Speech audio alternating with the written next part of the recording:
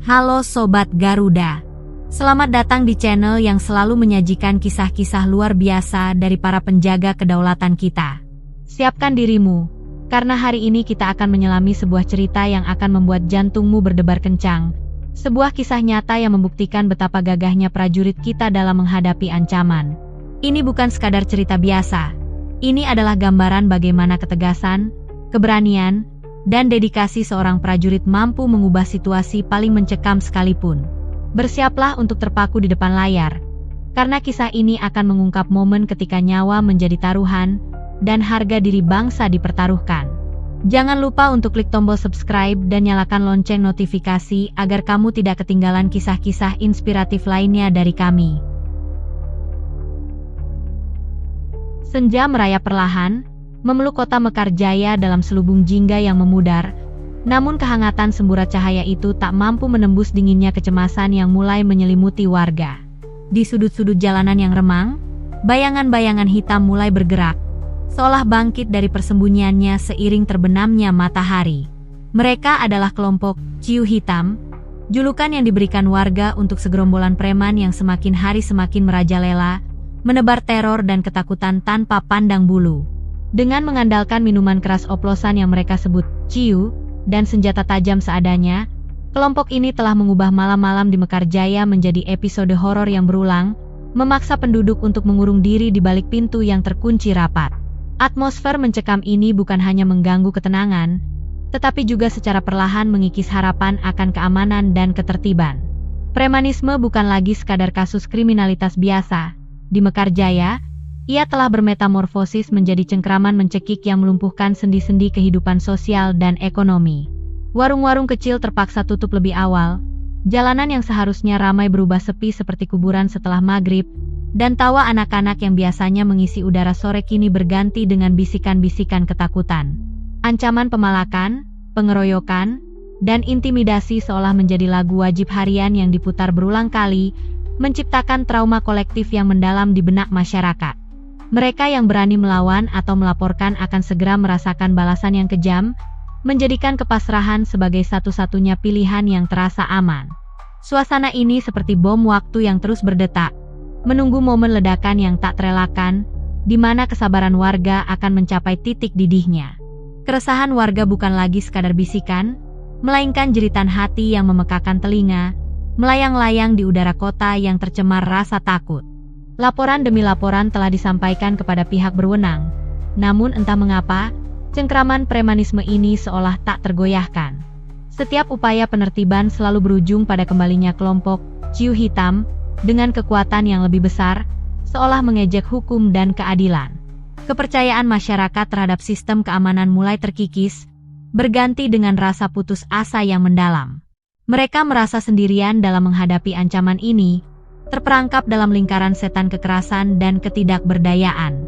Pertanyaan besar menggantung di benak setiap warga. Sampai kapan mereka harus hidup dalam bayang-bayang ketakutan ini, dan siapakah yang akan datang sebagai penyelamat? Di tengah kegelapan yang semakin pekat, sebuah harapan kecil mulai menyala di benak beberapa warga yang masih percaya pada kekuatan hukum dan keadilan. Mereka tahu bahwa di balik seragam hijau kebanggaan, ada jiwa-jiwa patriot yang siap berkorban demi tegaknya kedaulatan dan keamanan rakyat. Bisikan tentang pasukan khusus TNI yang dikenal karena keberanian dan ketegasannya mulai menyebar, meskipun masih dalam kerahasiaan yang ketat. Namun, untuk berkoordinasi langsung dengan satuan militer bukanlah perkara mudah, mengingat birokrasi dan prosedur yang harus dilewati. Tantangan terbesar adalah bagaimana menyampaikan jeritan hati warga ini secara efektif, hingga mencapai telinga para pemimpin militer yang berwenang, tanpa menimbulkan keributan yang bisa memicu reaksi balasan dari preman-preman tersebut.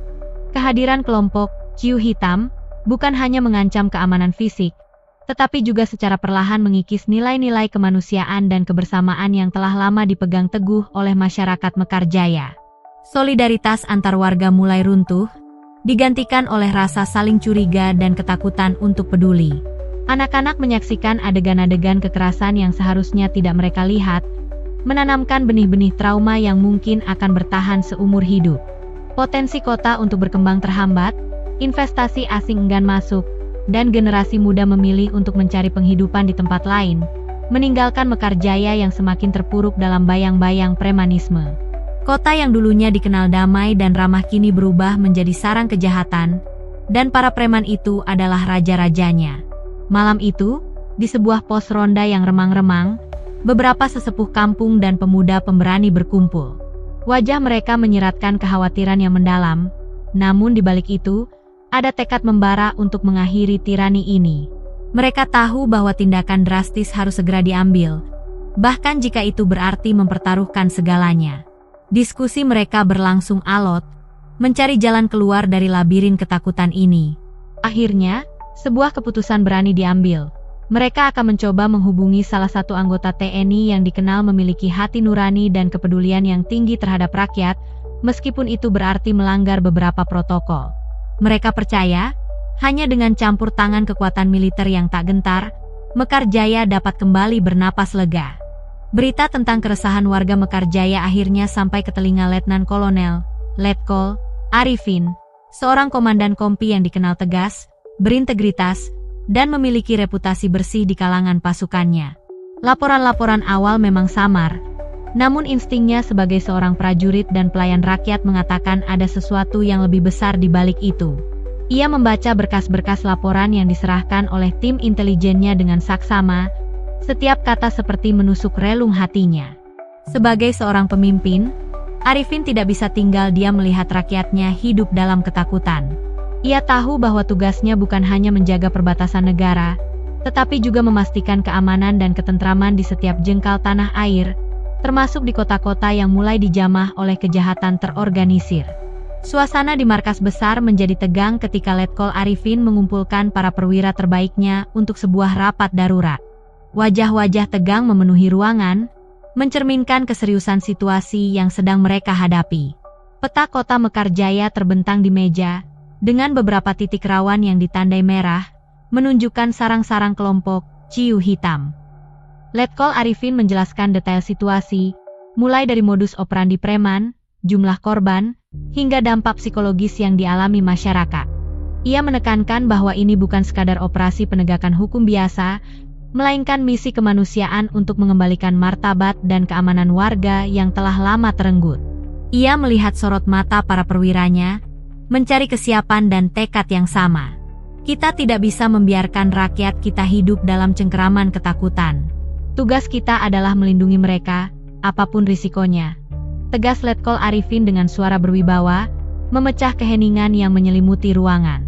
Kata-katanya menggema, membakar semangat para prajurit yang hadir. Diskusi pun dimulai, perencanaan strategis dipersiapkan dengan cermat. Setiap detail dipertimbangkan, mulai dari pola pergerakan preman, kekuatan mereka, hingga potensi risiko yang mungkin terjadi. Ini bukan hanya tentang menyerbu, melainkan tentang strategi yang presisi, memastikan tidak ada korban tak bersalah dan meminimalisir potensi konflik terbuka. Setiap prajurit memahami bahwa misi ini akan menguji batas kemampuan dan keberanian mereka. Keputusan untuk melibatkan TNI dalam kasus premanisme lokal bukanlah hal yang sepele. Ada banyak pertimbangan dan regulasi yang harus dipatuhi. Namun, Letkol Arifin yakin bahwa situasi di Mekarjaya telah mencapai titik kritis yang memerlukan intervensi militer. Ia kemudian mengajukan laporan resmi kepada komando atas, menjelaskan urgensi dan kebutuhan akan pengerahan pasukan. Proses persetujuan berjalan cepat, didorong oleh data intelijen yang kuat dan desakan dari berbagai pihak yang peduli. Komando atas memberikan lampu hijau, percaya penuh pada kapabilitas dan integritas Letkol Arifin dan pasukannya. Ini adalah momen krusial yang akan menentukan nasib Mekarjaya. Mendengar kabar bahwa TNI akan turun tangan, masyarakat Mekarjaya merasa campur aduk antara harapan dan kecemasan. Harapan akan datangnya penyelamat yang akan mengakhiri penderitaan mereka, dan kecemasan akan kemungkinan bentrokan yang bisa saja meluas. Namun, di balik itu, tersimpan doa dan dukungan tulus untuk para prajurit yang akan mempertaruhkan nyawa demi kedamaian. Mereka melihat ini sebagai kesempatan terakhir untuk merebut kembali kota mereka dari cengkeraman kejahatan.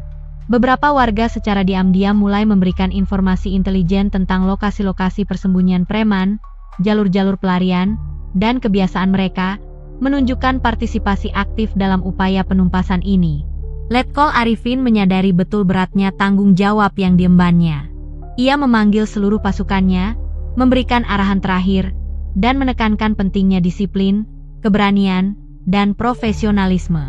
Kita akan menghadapi musuh yang tak terorganisir, namun berbahaya. Jangan lengah, tetap waspada, dan ingat, kita bertempur untuk rakyat. Hormatilah hukum dan jangan sakiti warga sipil. Pesannya tegas. Malam itu, di bawah langit yang gelap, pasukan pilihan bergerak senyap, menuju jantung Mekarjaya. Mereka adalah bayangan-bayangan yang siap menerangi kegelapan, membawa harapan bagi kota yang telah lama merindukan kedamaian. Detik-detik menegangkan telah dimulai. Malam itu, kota Mekarjaya terasa lebih sunyi dari biasanya, seolah menahan napas dalam antisipasi. Namun, di balik keheningan yang menyesakan, sebuah gerakan senyap tengah berlangsung. Pasukan elit di bawah pimpinan Letkol Arifin menyusup masuk ke area rawan, bergerak seperti bayangan tanpa menimbulkan suara sedikit pun. Setiap prajurit mengenakan seragam gelap, wajah-wajah mereka dipenuhi coretan kamuflase, menyatu sempurna dengan kegelapan malam. Mereka bergerak dalam formasi rapi, melintasi ganggang sempit, menyusuri jalanan sepi, dan mengendap-endap di antara bangunan-bangunan tua yang menjadi saksi bisu kejahatan. Jantung mereka berdetak selaras dengan langkah kaki yang teratur, siap menghadapi segala kemungkinan. Target utama operasi ini adalah markas utama kelompok Ciu Hitam, sebuah gudang kosong yang telah disulap menjadi benteng pertahanan mereka. Dari informasi intelijen, diketahui bahwa di sanalah para preman berkumpul, merencanakan aksi-aksi kejahatan, dan menyimpan minuman keras oplosan mereka. Sebelum serangan utama, tim pengintai telah disebar untuk memetakan situasi, mengidentifikasi posisi penjaga, dan mencari tahu jumlah preman yang berada di dalam. Mereka bergerak dengan sangat hati-hati, memastikan tidak ada satupun gerakan yang terlewatkan. Setiap detail kecil dapat menjadi kunci keberhasilan atau kegagalan operasi yang sangat berisiko ini. Ketika tim pengintai memberikan kode, "Siap," Letkol Arifin memberikan aba-aba untuk memulai serangan. Operasi senyap pun dimulai. Para prajurit bergerak cepat dan terkoordinasi, mengepung gudang dari berbagai sisi. Mereka menggunakan teknik militer yang telah diasah bertahun-tahun, bergerak efisien dan mematikan. Suara derit pintu yang dibuka paksa, bisikan-bisikan perintah yang nyaris tak terdengar, dan langkah kaki yang tak terjejak menjadi melodi ketegangan yang menyelimuti malam. Masing-masing prajurit tahu persis peran mereka, memastikan setiap posisi dijaga dengan ketat dan tidak ada celah bagi musuh untuk melarikan diri. Di dalam gudang, suasana masih riuh rendah dengan gelak tawa para preman yang sedang berpesta minuman keras. Mereka sama sekali tidak menyadari bahaya yang mengintai di luar, terlalu larut dalam kesenangan sesaat dan rasa aman yang semu. Sebagian dari mereka bahkan tertidur pulas di lantai, mabuk oleh ciu yang mematikan. Kelalaian dan arogansi mereka akan menjadi bumerang yang mematikan. Sebuah jebakan sempurna telah dipersiapkan oleh TNI, dan kini saatnya untuk menarik pelatuk. Cahaya rembulan yang menembus celah-celah atap gudang seolah menjadi saksi bisu atas drama yang akan segera terjadi. Tiba-tiba, suara pintu yang dirobohkan dengan keras memecah keheningan malam, disusul oleh teriakan-teriakan kaget dari dalam gudang. Para preman tersentak, terkejut dengan kehadiran tak terduga. Mereka mencoba bangkit dan melakukan perlawanan, namun sudah terlambat.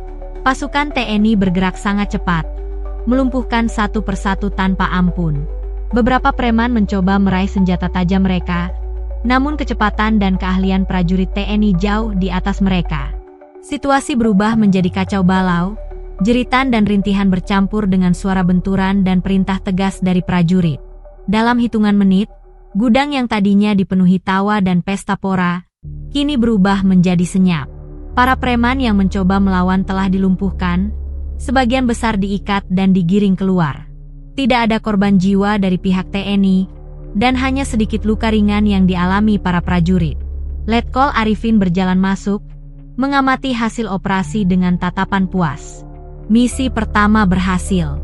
Namun, ia tahu bahwa ini baru permulaan. Masih ada preman-preman lain yang berkeliaran, dan tugas untuk membersihkan Mekarjaya sepenuhnya belum selesai. Malam itu, Sebuah babak baru telah dimulai dalam perjuangan melawan kejahatan. Setelah gudang utama berhasil dikuasai, operasi tidak berhenti di situ.